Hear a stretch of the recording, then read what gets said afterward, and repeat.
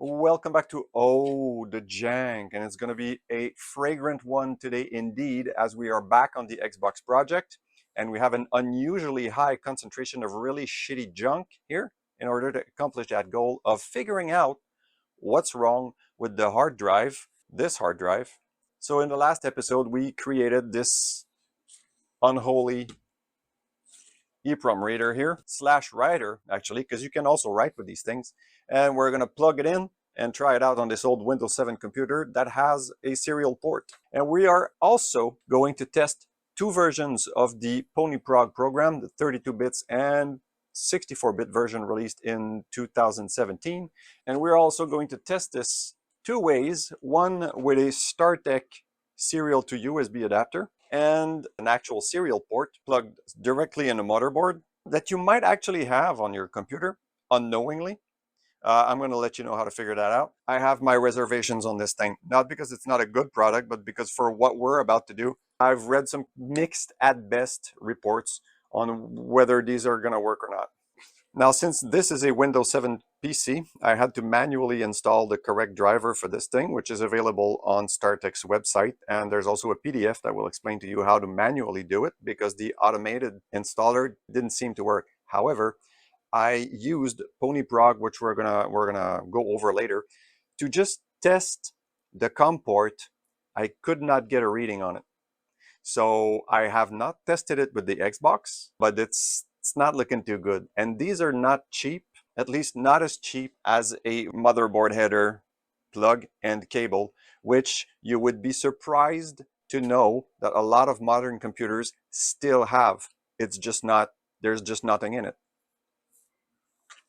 So this is, I got this one on Facebook Marketplace for really cheap, but they're upwards of 20 bucks. So before you go and order one of these, I suggest you follow along because I'm going to let you know how to figure out if you actually need it. But before we begin, just a quick recap on why we are working on this pile of junk. You start it up and it takes an unusually long time to boot up to the dashboard. And once you're there, you can go to settings and it works fine. Except if you go to memory, it becomes extremely sluggish, takes several minutes to come back to its senses, and will display 0 blocks available out of 0 blocks. And then you go back to settings, and this is where you get an error 21. So this hard drive might very well be fried, but I would still like to run some tools and tests on it because I'm really curious. Maybe it's just got some file corruption and we can format it and it's going to work again. Or maybe it's got a bunch of bad sectors and it's good for the trash. We'll find out. If the hard drive is good, then we just keep it. We replace the bad capacitors and it's a good Xbox. If the hard drive is bad, then we start modding for real. We're still going to replace the capacitors. Now, first of all, you need to know if the motherboard of your PC has a serial port or COM port header. Even if you don't see this at the back of the computer, you can still figure that out, usually through the device manager. So you can just go into your start menu and then search for device. You're going to see device manager there. If you want, you can drag this on your desktop to create a link or a shortcut, as I've done here. So you open up your device manager, and right here, you're going to see COM and LPT. So open that, and in that section, if you see that you have communication port COM1, you have this header on your motherboard, even if you don't see a serial port at the back of the machine. And as a bonus, I'm going to plug in my USB to serial adapter and you'll see what happens. And so here it is. You see that it is recognized as USB to serial adapter on COM3. And there are no exclamation marks or anything. So the driver that I have installed manually, which was the old version from the StarTech website, works. I can even go into the properties and it says right there, this device is working properly. Now, working properly doesn't mean it's going to work for our application, but I'll leave it plugged in and we'll do that test later. So this here is guaranteed to work. This may or may not work. Now let me show you what you need to do if you see this right here and you don't have a serial port at the back of your computer. So what you're going to do is you're going to order this exact product here. And of course, StarTech makes them. They're cheap as hell. and this is guaranteed to work. And you're going to take a good look at your motherboard, and you're going to try to see if you couldn't spot something that looks like this here. This blue thing right there. This is COM1. As you can see, your serial port, if you had one, would plug directly in there. You just need the cable and the backplate to do it. And so if you can make sure that your computer has that, all you really need is this. Cheap as hell, let's plug it in. But first of all, we need to turn that off.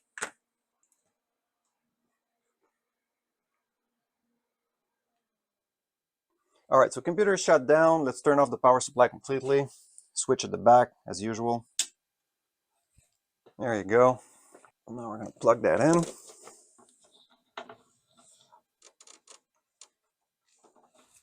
Great. So now we have a COM port, a legit one, just lying on the desk. So we are back in Windows 7. Our serial port is plugged in. Nothing exploded. So I'm going to shut the computer down again, and we're going to start working on the Xbox. So we have the power cord plugged in, but no video cable. That's okay. That's all we need, really. And now let's take a reader and writer, put that over there, ground that to the chassis. So now my blue wire is SCL, so that's going to pin 13, and the other one is going to go 12. There you go. Now we plug it to the computer. There you go, buddy. And we turn on the PC. Let's rock. All right, moment of truth. Now we're going to power on the console, and it should boot up and down a couple of times, eventually settle down on a flashing orange light. 1, 2,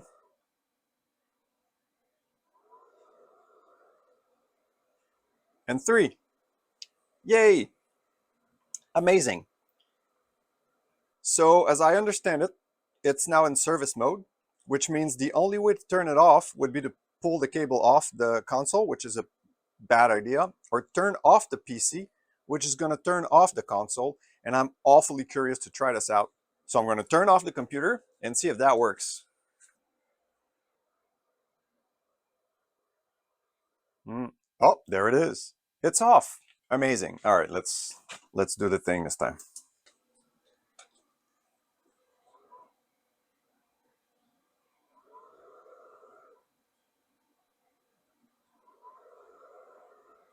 And here we go again. And so FYI, this is the 64-bit version of Windows 7. This is Pony Prog version 1.17 from 2000. Now we're going to set it up first, so setup.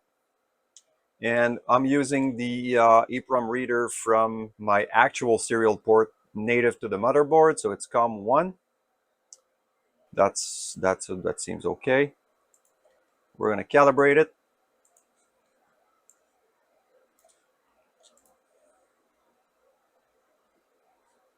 Calibration, okay, that's looking good. I guess all we have to do is take a read. Wow, this worked.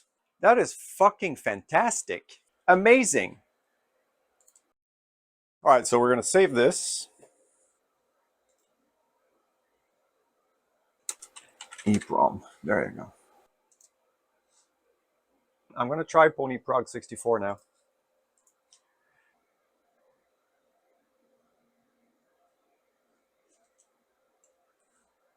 So Pony Prog 64 is version 3.0. That was released in 2017. All right, I guess set up. Interface set up, yep. All right, so serial, COM1, this is good. Calibration. Calibration is okay, excellent, excellent. I guess read all. Yeah, absolutely, yeah. Same number, same everything. So the 32-bit version will work. If it doesn't, you can always get the 64-bit. I'll save this one too, actually. And I'll call this one 64-bit Pony. There you go. How about that? So let's poke around a bit. All right, so everything's off. The only thing we're going to do is we're going to switch this over to our USB adapter. There you go. Try it again.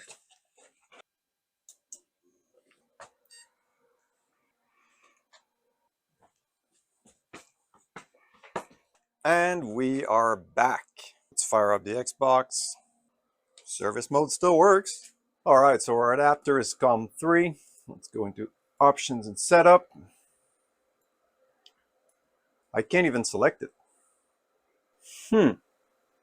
Yeah, it's still there. I was able to probe it with 32 earlier, but now it's not even recognizing it.